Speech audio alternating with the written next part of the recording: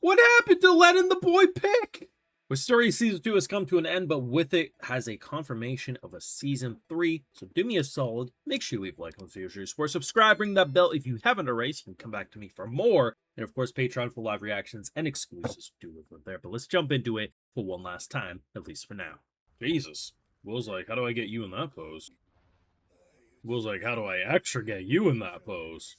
We're getting noise complaint down below. Your neighbors want you evicted. That's the dumb bastard they're all fighting for. He's not even cluing into what's going on.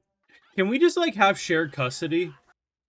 Like, someone gets him on the weekends? 600 games of rock, paper, scissors. That twink is mine, he says. Can we go down and talk to Professor Snape and just flex our robe real quick? I love that Elfie got left with fucking Will's sloppy seconds. I know the cards are stacked against me. There's a lot of new people in the harem, but I still got a shot, don't I? Fucking Julius has more of a chance with Will than Colette does at this point, and I'm not even making a joke. One, who eats fucking lobster in bed? Who eats lobster chased with a banana? Oh, he's like, I've had visions about things, and I would like to know what was going on. Okay, honestly, I kind of thought Will was going to be climbing on her back, I ain't gonna lie. With the whole bride talk, you never know. At the end of the day, nothing would have gotten done if Will would have went with Elfie. And I think, in general, Season 3 would have turned into some cute little romance, which, you know, can work. I'm not saying I wouldn't enjoy it, but it would have destroyed the flow. You have to keep these two away from each other as much as possible. You need to just have them have some sneaky links from off and on. It did actually cover something that I did have someone ask me in the comments a couple of times, actually, last week, and I did have an answer for it, so I'm glad I do now. Even though he didn't go over to her class, her little club room, so to speak, why can't they just see each other? Turns out, it's not an issue for students of other dorms to see each other. They can mingle all they want. The issue is when it comes to the Magyavanders, which essentially they only allow people of their own dormitory. They don't allow them to mix and match. It's a very they just sniff their own farts, man. It's a bad group of people. But that's why, and that does make sense. It's hilarious to think that Elfie only lost Will because of rock, paper, scissors. I think it was like 600 games. That's why, like, I know people are going to be salty about that because the anime community hates fun, right? If something's a little too silly, they will be like, oh my god, this breaks the flow. And yes, sometimes that can happen, but at the end of the day, look at these two doorknobs. They were gonna... Bro, these morons were gonna kill each other. There was only... To enter, one was gonna leave alive, and the one who left alive was going to pass out and die, stopping them from continuing to fight. It got so bad, we got a noise complaint from our downstairs neighbors saying, keep it down, you kids! The fact that, yeah, there could have been a better option, maybe a coin toss. I'm sure that would have been 50-50 too, knowing them. But the fact that it's like, listen, you know what? At the end of the day, fuck it. We're just gonna do this by chance. Because, yeah, did I think walking into this that Will was going to personally choose my boy? Yes, I did. But seeing how he was shortly after, that was me just forcing my own beliefs on the situation onto a character who never would have done it. Because why the fuck would Will choose anyone other than Elfie? My argument last week was that he would realize he could grow the most with him. The thing is he was knocked out for most of that fight. All he sees is a guy beating up his girl. Yeah, would he willingly go with him? No. So the idea that he won the bet, he won the little fucking rock, paper, scissors, and he pretty much says, like, as long as you stop trying to beat up my girl, I'll go with you. If you do try to beat up my girl, I'm going to beat you up, and then I'll go with my girl. Makes a lot of sense. And I think in general, it was a satisfying resolution. This has been a pretty intense season all in all. I think having a little silliness, a little dumbassery goes a long way. And it's really funny to think that this tower has probably only ever seen her mature. Like, very cool, calm, and collected. Doesn't really show a lot of emotion. And not only did they see a side of her where the claws come out and they're like, what the fuck is she doing? They also saw the temper tantrums. Her boyfriend came into the tower for one day, and then this is what they ended up seeing. That is hilarious.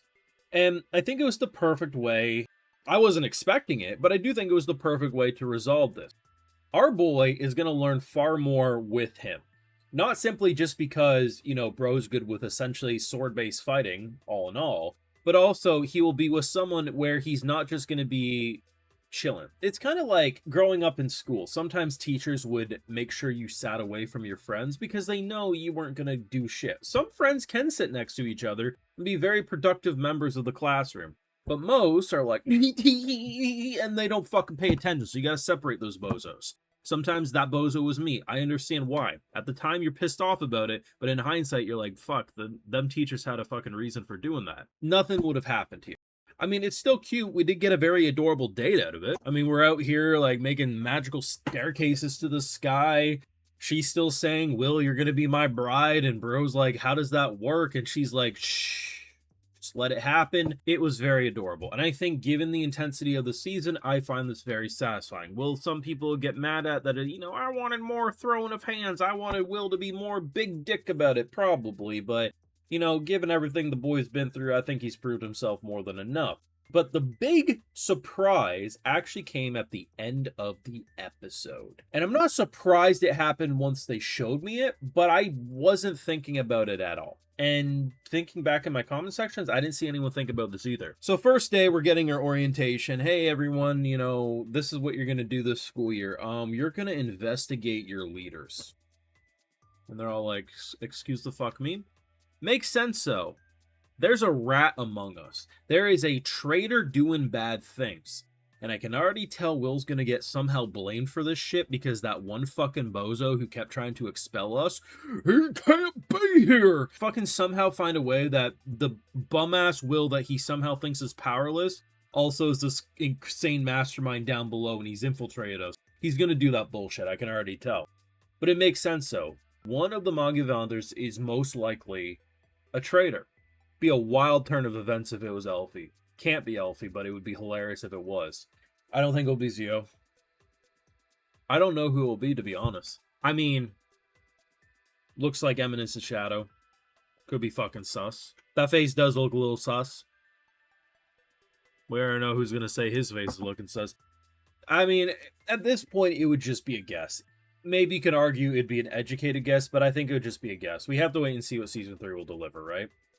But either way, I think it's a very fun plot point to leave us off on as we wait for Season 3, which, like I said, has been confirmed. Now, it's very interesting, right? There's been a lot of shows recently where I feel like source readers misjudge how anime adaptations will work. They'll say there's not enough content, so don't assume you're going to get more.